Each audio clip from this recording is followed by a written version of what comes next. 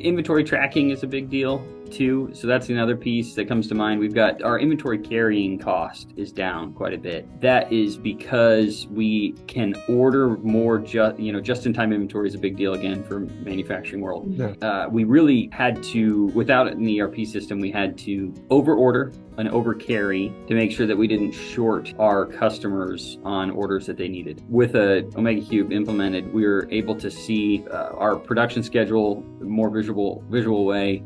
We're able to look at our ordering history a lot more clearly, and really, because it used to be that there was we came from no ERP and QuickBooks, so only the financial person, which happened to be me at the time, had access to that data, and everybody else had to just visually understand it, right? See what the product was on the floor, see what was going in and out, and use some their own data silos and spreadsheets and that kind of a thing. But with a system where everybody can see, okay, how much of this product did we order is on order, how much of it is on the floor, what's our last 30, 60, 90-day history on ordering of it from the procurement side, and then on the sales side doing the same thing.